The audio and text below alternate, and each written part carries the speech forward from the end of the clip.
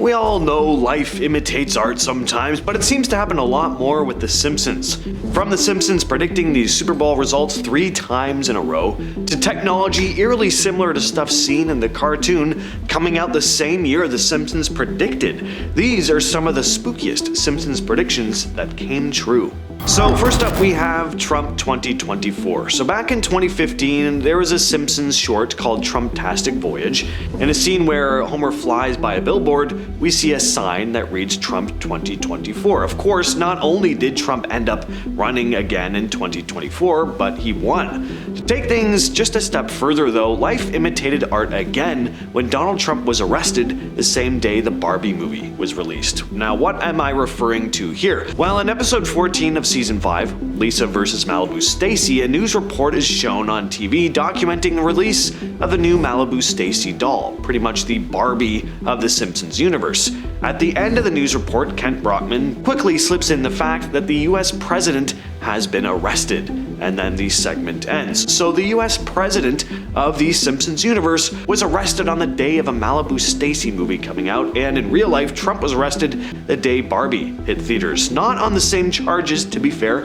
In The Simpsons, Brockman casually revealed that the president had killed someone, but the fact that the real life played out kinda like it did in The Simpsons, not just with Trump's political comeback, but the fact that he ended up being arrested on the day of the Barbie movie's release, just like the president in the cartoon as well, definitely a weird one. In the 1992 episode Lisa the Greek, Homer figures out that Lisa has a weirdly accurate knack for predicting NFL game outcomes.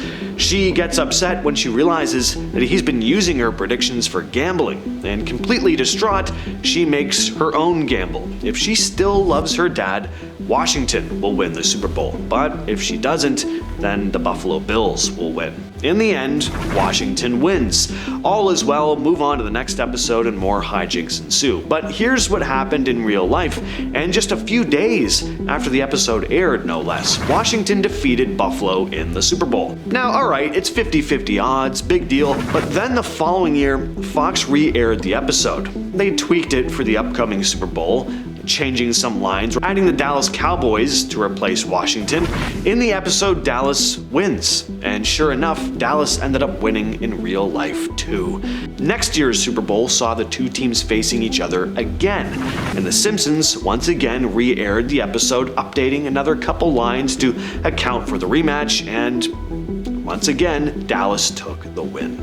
In the 1995 episode Lisa's Wedding, Lisa gets a glimpse of the future during a visit to a fortune teller. Fast forward to 2010 and Lisa is talking to Marge on her phone using something called a picture phone. It's a video call, which back in the day would have seemed so futuristic. I mean, people were still capturing video on clunky VHS cameras back then. But of course, today we have Facetime and plenty of other video calling apps. Video calling isn't exciting at all nowadays, depending who you're talking to, that is. Now, sure, other shows and movies have predicted similar technology all the way back to Star Trek in the 60s, but things get even more specific here. Keep in mind what year the video phone was shown in The Simpsons, 2010. Well, in real life, it was 2010 that Apple came out with FaceTime. Steve Jobs announced the breakthrough video calling technology as part of the iPhone 4 release. In the 2016 episode Friends and Family, Mr. Burns gets curious about virtual reality after meeting Professor Fink, who's rocking a VR headset. Burns decides to try out the tech himself, and before long, he's got a whole virtual family program using The Simpsons, minus Homer of course,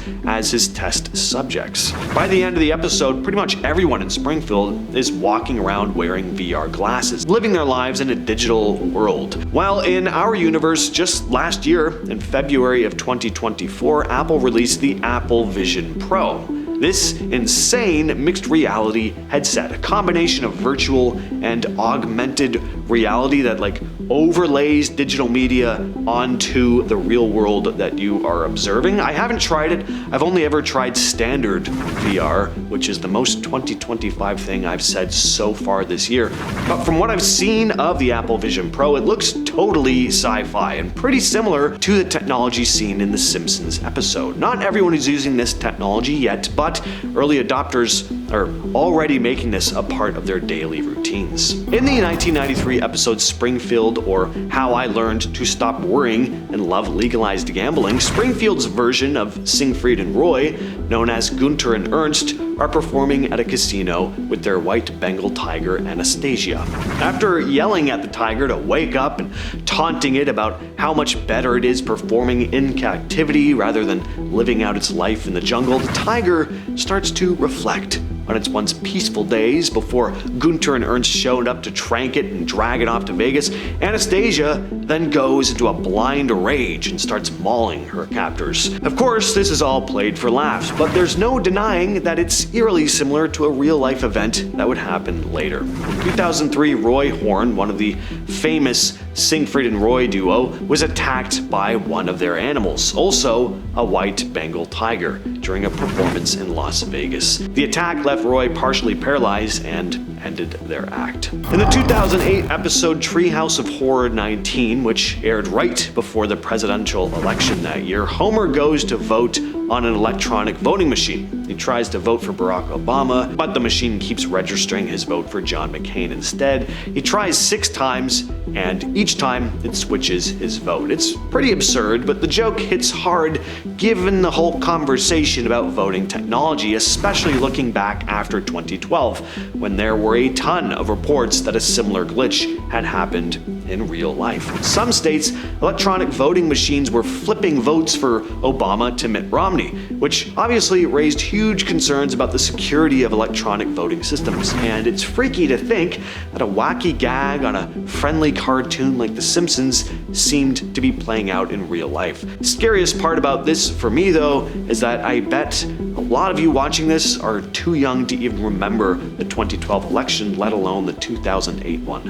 In the 2006 episode Homer's Paternity Goot, Homer believes that he's found his biological father, a man named Mason Fairbanks, who tells him a tale about a lost emerald treasure in a sunken shipwreck called Piso Majado. They take a submarine to go find the treasure, but of course, things go wrong. Homer ends up getting stuck in the wreck and starts running out of oxygen in his sub. Funny in The Simpsons, but in real life, this would of course be a pretty horrific situation to find yourself in. A situation that 5 tourists would find themselves in years later. A lot of people started drawing parallels to this episode and the Titan submersible accident. On June 18th of 2023, 5 people boarded the Oceangate's Titan submersible to explore the Titanic wreck in the Atlantic Ocean. Sadly, within 2 hours of the dive, the sub lost communication and it then imploded, killing everyone on board. Now, it's not like a small submarine getting stuck underwater is a novel story concept, but there's another connection to The Simpsons here. One of The Simpsons writers actually went on to make a few trips with Oceangate to see the Titanic wreck. He later told the US Sun that every single time there were issues with the communication systems. In the 1998 episode Lard of the Dance, Homer gets the idea to start stealing grease to make money, and who better to enlist for a job like that than his very own rascal of a son, Bart. Bart ends up stealing grease from the school cafeteria and Krusty Burger. Pretty standard, silly Simpson stuff, but years later, this happened for real. In 2008, as the price of oil started to skyrocket, a black market for used grease started coming about. Restaurant grease thefts were becoming a big problem. An article in the New York Times that year even came out with a story where a man stole over 300 gallons of grease from a Burger King. And if I had to choose one fast food restaurant that is basically our version of Krusty Burger, it would be Burger King. I mean, sure, McDonald's has Ronald McDonald as a mascot, another clown, but they don't have burger in their name. Plus, Burger King had partnered with The Simpsons for a long time, releasing all those awesome Simpsons Treehouse of Horror kids meal toys in the 2000s. Good old days.